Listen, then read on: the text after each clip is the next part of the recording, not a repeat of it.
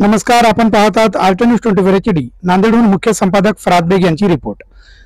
उमरी तालुक्यातील बोळसा गंगापट्टी महादेव मंदिर येथे पूरग्रस्त शेतकऱ्यांचे साखळी उपोषणाचा 10वा दिवस। उपोषणकर्ते बेलदारा तालुका उमरी जिल्हा नांदेड व तसेच मनूर तालुका नायगाव जिल्हा नांदेड व सर्व गावकरी आपले मनोगत व्यक्त करीत आहेत।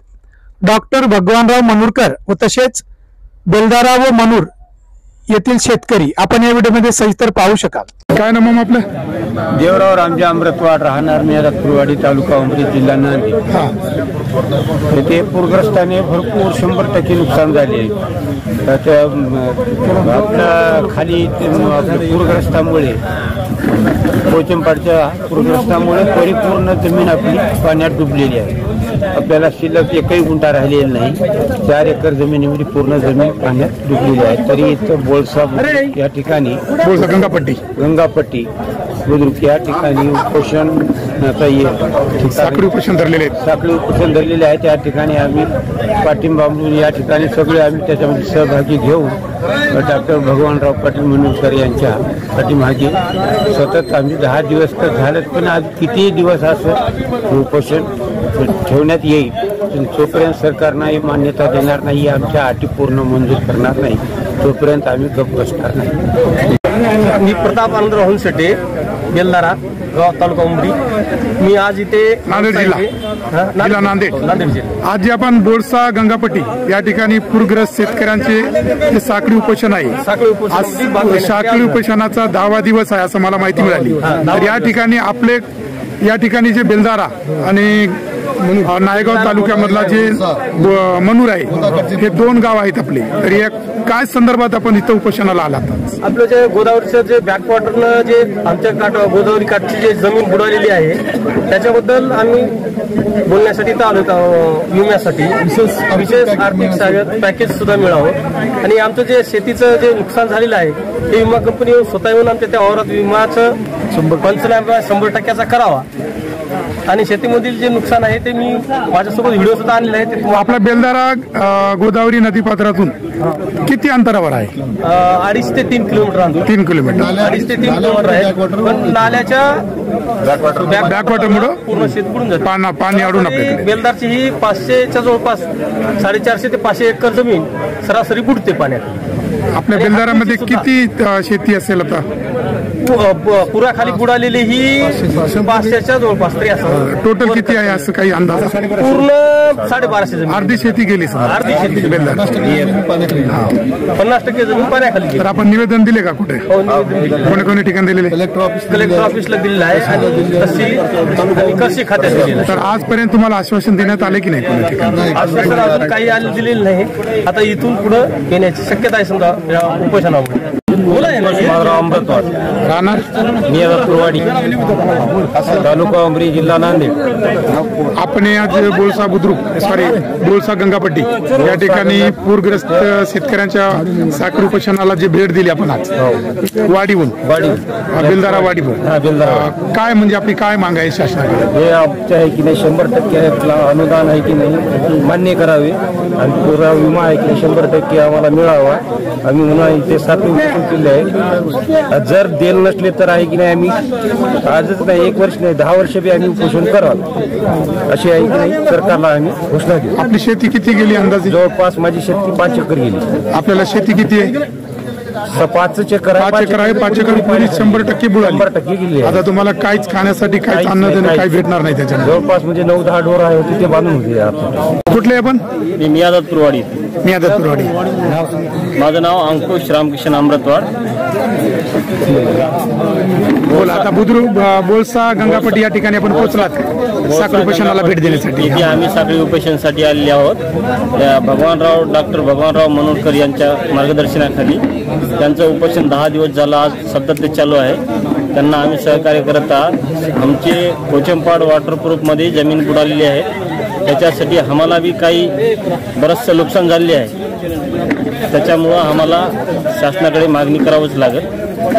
आज बोळसा या ठिकाणी नायगाव तालुक्यातील मनोर येथील शेतकरी आणि उमरी तालुक्यातील बेलदारा तसेच भायेगाव, मनोर, इळेगाव आणि पंचक्रोशीतील सगळे प्रमुख, अब्दुल्लापूर वाडीचे आमचे सहकारी सर्वांच्या वतीनं या ठिकाणी 10व्या दिवसाचे आंदोलन या ठिकाणी पार पडत आहे. आम्हाला आज आंदोलनाचं असं यश आपल्याला सांगायचं आहे की उमरी तालुक्यामधल्या सरसगट 62 गावातील शेतकऱ्यांना शासनाचं अतिवर्षाचं अनुदान मिळण्याचा मार्ग मोकळा झालेला आहे. जे अनुदान मिळण्यासाठी आमचे शेतकरी पात्र होतात की नाही अशी त्यांना काळजी होती. उमरी तालुक्याच्या कृषी अधिकाऱ्यांना आपल्या उमरी तालुक्यातलं बाधित क्षेत्र हे 24,042 हेक्टर हे शासनाकडे कळवलेलं आहे. गोदाकाठच्या पट्ट्यातलं 100% आणि इतर भागात जवळपास 70 ते 75% क्षेत्र हे त्या ठिकाणी बाधित कळवलेलं आहे. त्यामुळे शासनाचं सरसगट अतिवर्षीचं अनुदान आमच्या शेतकऱ्यांना मिळणार आहे.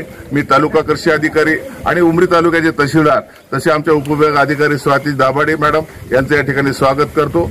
आपल्या आंदोलनाचं दुसरंही महत्वाचं यश असं आहे, आम्ही उमरी तालुक्यामध्ये ज्या दिवशी मोटरसायकलची रॅली काढली त्यानंतर तत्काळ आमचे कर्तव्यदक्ष असणारे जिल्हाधिकारी श्री अभयजी राऊत साहेब यांनी मिड टर्मचा म्हणजे 25% पीक विमा देण्याची अधिसूचना काढली. आमच्या उमरी वाशियामुळे जिल्ह्यातल्या 16 तालुक्यातल्या सर्वच लोकांना तो 25% पीक विमा सर्वच पिकांना मिळण्याचा मार्ग मोकळा झाला. मी जिल्हाधिकारी साहेबांचे सुद्धा आमच्या शेतकऱ्यांना अडचणीच्या काळात मदत केल्याबद्दल मी त्यांचे या ठिकाणी आपल्या वतीनं हार्दिक असं स्वागत, त्यांचे आभार मानतो. आज आमचा हा लढा यशस्वी झाला. उद्या आमच्या लढ्याची सांगता सोमवारी होणार आहे. सन्मान्य जिल्हाधिकाऱ्यांनी शेतकरी संघर्ष समितीच्या लोकांना चर्चेसाठी सोमवारला सकाळी 10:30ची वेळ दिलेली आहे. आमच्या ज्या रास्त मागण्या आहेत त्याच्याबद्दल जिल्हाधिकारी त्या बैठकीमध्ये चर्चा करणार आहेत. मग गेल्या वर्षीचा तो जो राहिलेल्या लोकांचा पीक विमा होता तो सुद्धा मंजूर करण्याच्या तयारीमध्ये जिल्हाधिकारी आहेत. यावर्षी 24-25चा पीक विमा आहे तो सुद्धा 100% मिळण्यासाठी जिल्हाधिकारी प्रयत्नशील आहेत. त्याचसोबत ई पीक पाहणीची अट आहे, शासनाचं सोयाबीन कापसाचं त्यांनी जाहीर केलेलं अनुदान आहे आणि याचसोबत या भागातून पूररेषा कायम करणं, उमरी, धर्माबाद, नायगाव, बिलोली, मुदखेड अशा लोकांना ज्या ज्या शेतापर्यंत पाणी जातं त्या शेतापर्यंतची पूररेषा कायम करून त्यांना विशेष असं पॅकेज द्यावं अशा अनुषंगाचा एक प्रस्ताव सन्मान्य जिल्हाधिकारी साहेब शासनाकडे पाठवणार आहेत. मी आताच जाऊन तहसीलदार मॅडम धर्माबाद आणि डेप्युटी कलेक्टरला बोलून आलो. त्यांनी सुद्धा म्हणले की आमच्या धर्माबादचा सुद्धा तसा विशेष प्रस्ताव आम्ही शासनाकडे पाठवणार आहे. मी उमरीच्या तहसीलदारला सुद्धा हा प्रस्ताव पाठवावा लागणार आहे, कारण ज्यावेळी शासनाकडे ही मागणी होईल त्यावेळी शासन कोल्हापूरच्या धर्तीवर म्हणा की पश्चिम महाराष्ट्राच्या धर्तीवर आमच्या भागातल्या शेतकऱ्यांना विशेश पॅकेज देईल. आम्हाला शासनाला म्हणायचं आहे, आमचा जिल्हा हा पूर्वेकडला जिल्हा आहे. पश्चिमेकडे असणाऱ्या नाशिक जिल्ह्यापासून 600 किलोमीटरहून गोदावरीचं पाणी येतं. गोदावरीमध्ये 13 नद्या मिसळतात, 6 धरणाचं पाणी गोदावरीमध्ये येतं. पर्यायानं या भागातला पाऊस त्या गोदावरीमध्ये येतो. त्यामुळे गोदाकाठच्या परिसरामध्ये 10 ते 12 किलोमीटरमध्ये असणारी सर्वच गावं, सर्वच शेती त्या पुरामुळे येते. त्या पुरामध्ये आमच्या त्या सगळ्या शेतकऱ्याचे संसार वाहून जातात. त्यामुळं आणि सोबतच आमच्या हाकेच्या अंतरावर असणारं पोचमपाड धरण, त्याचं येणारं बॅकवॉटर, बाबळी बंधाऱ्याचं बॅकवॉटर याच्यामुळे सुद्धा आमच्या शेतकऱ्याच्या शेतजमीन त्या ठिकाणी बाधित होतात. त्यामुळे शासनानं आमचा जिल्हा हा विशेष पॅकेजसाठी गृहीत धरावा. विशेष पॅकेज देण्यासाठी आम्ही पात्र आहोत आणि ती सर्वात मोठी मागणी आमच्या सगळ्या 4 तालुक्याच्या वतीनं जिल्हाधिकाऱ्याकडे करण्यात आलेली आहे. उद्या सोमवारच्या बैठकीमध्ये आमच्या सर्व गावातील एक प्रतिनिधी जिल्हाधिकाऱ्याच्या बैठकीमध्ये सामील होणार आहे आणि आम्ही जे शासनाकडे मागण्या केल्या त्या प्रत्येक मागणीवर त्या ठिकाणी चर्चा होणार आहे. त्यामुळं शेतकऱ्यांच्या सगळ्याच्या सहकार्यातून एक मोठं आंदोलन, शांततेचं आंदोलन ह्या बोळसा महादेवाच्या पवित्र ठिकाणी गोदावरीच्या कुशीमध्ये सगळ्याच गोदाकाठच्या बहादर शेतकऱ्यांनी या ठिकाणी करून दाखवलं. त्याचा रास्त अभिमान मला आहे. आमच्या शेतकऱ्याचा विश्वास माझ्यावर आहे. तो विश्वास येणाऱ्या अनेक काळामध्ये असा जोपासला जाईल. आम्ही आमच्या समोर असलेले माझे सहकारी असतील, बापूराव पाटील असतील, प्रल्हाद पाटील, विजयराव असतील, व्यंकटराव पाटील आहेत, आमचे कुजराचे बाबूराव पाटील आहेत, मधुकरावजी आहेत आणि परिसरातील सर्व मान्यवर आहेत. आम्ही सर्वांनी एकजूट करून तालुक्याच्या ठिकाणी चांगली संघर्ष समिती स्थापन करू. प्रत्येक ठिकाणी अधिकाऱ्याकडे जाऊन आमच्या भागातल्या लोकांचे कामं होण्यासाठी त्या ठिकाणी काम करू. माझ्या भागातल्या शेतकऱ्यावर ज्या ज्या वेळेस अन्याय होईल त्या ठिकाणी आम्ही सक्षमपणे त्या अधिकाऱ्याकडे जाऊन ती कामं करण्यासाठी प्रयत्न राहू. आज शेतकऱ्यांनी आमच्यावर विश्वास दाखवला, परिसरातल्या सगळ्या लोकांचं सहकार्य आम्हाला मिळालं आणि जिल्ह्याला दिशा देणारं आंदोलन जन आंदोलन संघर्ष समितीच्या वतीनं बोळसाच्या महादेव मंदिरामध्ये साखळी रूपाने या ठिकाणी पार पडत आहे. सोमवारी आमचा तो आंदोलनाचा शेवटचा दिवस असणार आहे. आज 10 दिवस झाले. मी माझ्या वतीनं प्रशासनाचे साखळी उपोषणामध्ये सामील झालेल्या सर्व गावकऱ्यांचे, सर्व शेतकऱ्यांचे या ठिकाणी हार्दिक असं अभिनंदन करतो, त्यांचं स्वागत करतो. आपल्याकडे जे धर्माबाद एडीएम मॅडमकडे जे आपण निवेदन पत्र नेलं, त्या निवेदन पत्रामध्ये आपल्याला एडीएम मॅडमकडून आपल्याला काय आश्वासन देण्यात आले? डॉक्टर भगवानराव मनोरकर साहेब गेले होते त्यांच्या भेटीला. त्यावेळेस धर्माबादला उमरीचे तहसीलदार असतील, धर्माबादच्या तहसीलदार मॅडम असतील आणि डेप्टी कलेक्टर मॅडम असतील, यांचा समवेत बैठक झाली. त्या बैठकीमध्ये मॅडमने असं सांगितलं की जो काही विमा कंपनीचे लोक आले होते त्यांचा जो रँडम पद्धतीने विमा लागू करायचा आहे त्या संदर्भात चर्चा केली आणि शेतकऱ्यावर कुठलाही अन्याय होऊ देणार नाही असं मॅडमने आश्वासित केलं. आणि जिल्हाधिकारी साहेबांचं म्हणजे सोमवारला आमची बैठक ठेवली जिल्हाधिकारी साहेबांनी की उपोषणकर्त्याच्या 25 गावचे जरी प्रतिनिधी असतील तरी प्रत्येक गावचा एक प्रतिनिधी या आणि याच्यावर आपण सोल्युशन काढूया असं जिल्हाधिकारी साहेबांनी आम्हाला कलेक्टर ऑफिसला आमंत्रित केलंय. आणि जवळपास आमच्या लढ्याला यश आलं, संघर्ष समितीला यश आलं असंही म्हणायला काही वावगं ठरणार नाही असं म्हणतो. आज कितवा दिवस आहे आपला? आज आमच्या आंदोलनाचा साखळी उपोषणाचा 10वा दिवस आहे. आजपर्यंत किती गाव झालेत आपल्याला साथ देण्यात? आजपर्यंत आम्हाला आपल्या तालुक्यातीलच नव्हतं तर धर्माबाद असेल, नायगाव असेल, परत मुदखेड असेल, किंबहुना नांदेड मधून सुद्धा लोक, नांदेड मधले सुद्धा लोक आपल्या तालुक्याला आले आणि परत उद्याचे लोह्याचे लोक पण यायला लागलेत. हा लढा हे एकट्या उमरी तालुक्यापुरता, नायगाव मतदारसंघापुरता नाही तर अख्ख्या नांदेड जिल्ह्यातील शेतकऱ्याचा लढा आहे. हा जरी छोटा वाटत असला तरी इथून पुढे भविष्यात ज्याही वेळेस शेतकऱ्यावर कुठलं नैसर्गिक संकट येईल किंवा कुठला अन्याय होईल, ज्यावेळेस शेतकऱ्याला मदतीची गरज भासेल त्यावेळेस आमची जनसंघर्ष समिती, शेतकरी जनसंघर्ष समिती ही शेतकऱ्याच्या सदैव पाठीशी उभी राहील. 10व्या दिवशी कोणते गावात आहेत? आज 10व्या दिवशी मनूर तालुका नायगाव आणि बेलदारा तालुका उमरी येथील जनसंख्या आहे. आपल्या बँकेचं काय झालं?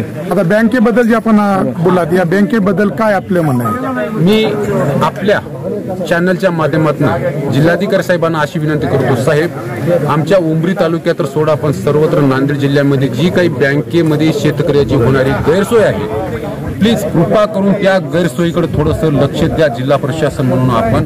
कारण तालुका प्रशासनाला म्हणजे आमच्या उमरी तहसीलदाराला मी विनंती केली, साहेब असं बँकेमध्ये आपल्या इथे 3-4 बँका आहेत, नॅशनल बँका, त्या 4ही बँकेमध्ये एवढी अफाट गर्दी आहे आणि त्या बँकेतल्या कर्मचाऱ्याची एवढी मुजुरी आहे की महिलेला सन्मानाची वागणूक नाही, अपमानास्पद वागणूक आहे, उर्मट भाषा आहे आणि KYC आणि आधार लिंक हे नेमकं त्यांनी काय सांगायला तर जनतेने काय करावं याचा ताळमेळ अजून लागलेला नाही. सरकारनं लाडकी बहीण योजना घोषित केली, त्या अनुषंगानं पंतप्रधान मोदीचे म्हणजे शेतकरी सन्मान योजनेचे पैसे असतील, बऱ्याचशा शासनाच्या सुविधेचे पैसे असतील, त्या पैशाच्या अनुषंगानं लोक बँकेत जायला लागले. त्यात काम तर होणं सोडून आपण KYC करण्यासाठी अजूनही माझ्याकडे असे माणसं आहेत की 3 महिने झाले हेलपाटे मारतात. तर बँकेतल्या लोकांवर कुणाची वचक राहिलेली नाही आणि हा प्रश्न तालुका प्रशासनावर सुटणारा नाही. कारण तहसीलदार साहेबांनी स्पष्ट मोकळ्या शब्दात सांगून टाकलं की बँकेतले लोक मी तहसीलदार असून माझं ऐकत नाहीत. त्यासाठी माझं जिल्हाधिकारी साहेबांना विनंती आहे, साहेब आमची गैरसोय थांबवा. आता आम्ही शेतकरी संघर्ष समितीच्या वतीने आणखी परत एकदा विनंती करतो साहेबांना, साहेब कायदा सुव्यवस्था अबाधित राहावं यासाठी आम्ही सुद्धा खूप कोशिश करतो. आणि ही जर परिस्थिती अशी राहिली तर बँकेत कोण्याही दिवशी कुठल्याही क्षणी काही पण होऊ शकतं. कारण जनता वैतागली, महिलेवर अन्याय व्हायला लागला, बँकेमध्ये अफाट म्हाताऱ्या माणसाला सुद्धा किंमत नाही. आणि आमचं गाव जवळजवळ 40 किलोमीटर येणं जाणं, 50 किलोमीटर पडते, वाहनाची एसटीची सोय नाही. इथून म्हाताऱ्या 60 वर्ष वयाच्या माणसाने जायचं कसं? आणि गेलं तर तिथं बँकेत काम व्हायला तयार नाही, उर्मट भाषा आहे, कोणी बोलायला तयार नाही, पैसे तर नाहीतच नाही, पण त्या आधार KYCमुळे इकडे तिकडे ह्या मधल्या त्रुटी आणि कोणी सांगायला तयार नाही. परत जिल्हाधिकारी साहेबांना अशी विनंती करतो, साहेब तालुका लेव्हलवर कुठंतरी या बँकेच्या अधिकाऱ्यावर अंकुश ठेवावा आणि आम्हा शेतकऱ्यांना न्याय मिळवून द्यावा. महिलेला विशेषतः बँकेत येणाऱ्या वयोवृद्ध महिलेला आणि कुठल्याही महिलेला सन्मानाची वागणूक नाही. तू कुठंतरी शांतता, कुठंतरी सामाजिक बांधिलकी, त्या बँकेतल्या कर्मचाऱ्याची मुजुरी हे कुठंतरी वेगळं वळण लागायला लागलं. साहेब कृपा करून बँकेवर कुठंतरी नियंत्रित करा अशी माझी समितीच्या वतीनं जिल्हाधिकारी साहेबांना विनंती.